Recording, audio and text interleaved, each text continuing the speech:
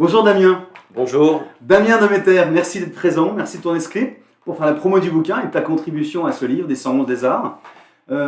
Classiquement, dans ces petits clips, on commence par laisser page blanche à l'artiste pour présenter son œuvre artistique, sa filière du moment, sa sensibilité, et puis pour faire découvrir son univers. Donc si tu veux bien, n'hésite pas, c'est à toi, Damien. Eh bien, déjà je suis artiste, je suis un peintre abstrait. Ouais. Mon travail tourne autour de tout ce qui est naturel, le milieu qui nous entoure, aussi bien végétal que aquatique. Donc je pratique de la peinture sur toile et sur poterie. Avec plutôt l'univers de l'acrylique globalement? Alors je suis plutôt en technique mixte, la base principale c'est de l'acrylique. Tous mes noirs sont de l'encre de Chine et après j'utilise bien sûr des techniques mixtes telles le Poscas, même si c'est une marque, le pastel à l'écu et le pastel à l'huile. D'accord, pastel à l'huile, pastel sec et puis marqueur acrylique, on va dire comme ça, voilà. Ok, super. Dans un univers très travaillé et puis très libre, c'est ça qui m'a plu dans ton travail, c'est ce mélange de... Alors oui, c'est vrai que alors, je travaille avec des gros outils pour commencer le format. Souvent, je travaille sur des formats très très grands qui peuvent aller jusqu'à 2 mètres sur 2.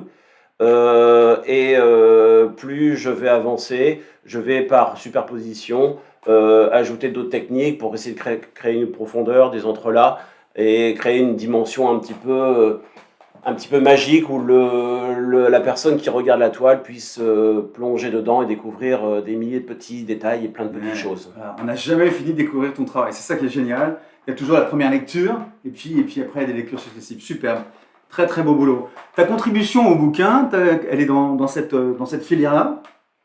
Eh bien, déjà, moi, la contribution au bouquin, c'est surtout le fait d'être attaché au 111 des Arts de Lille. Hein. C'est la 3e édition cette année et j'ai participé aux 3, c'est-à-dire au début sur Lille, même si j'ai pratiqué aussi les 111 à Paris et à Toulouse.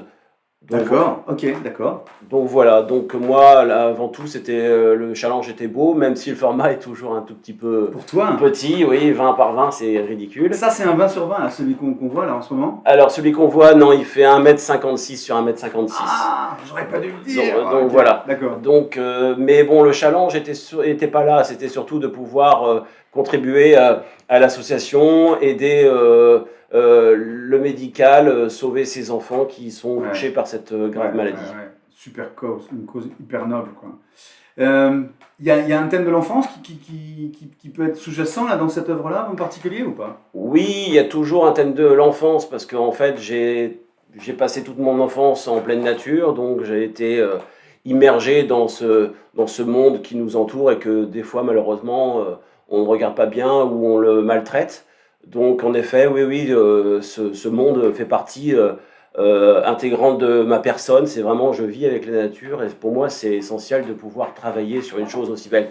Et le plus dur, en fait, c'est pour ça que je ne suis pas un peintre hyper réaliste, même si j'ai fait grosses études de beaux-arts en étant tout petit sur Paris.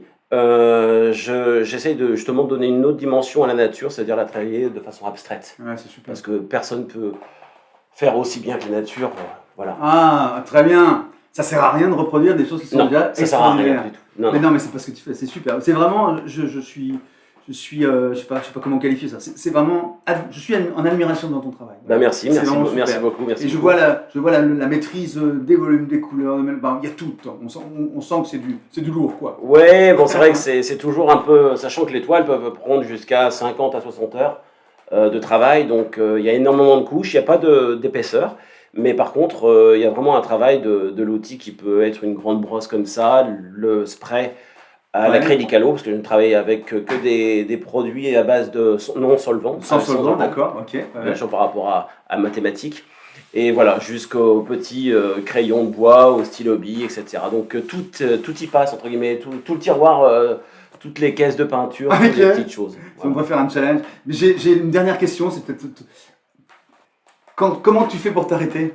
Quand on passe des heures et des heures, comment tu dis, allez, c'est bon, là, c'est calé? Mon travail, il est vraiment... Alors, je travaille énormément les couleurs, et c'est surtout, je travaille alors, je décentre souvent mes tableaux, et je travaille surtout l'équilibre. Donc, dès que l'équilibre est présent, et je trouve que la toile Et comme elle doit être à mon image, j'arrête. Voilà, ça veut dire que c'est assez facile pour moi d'arrêter.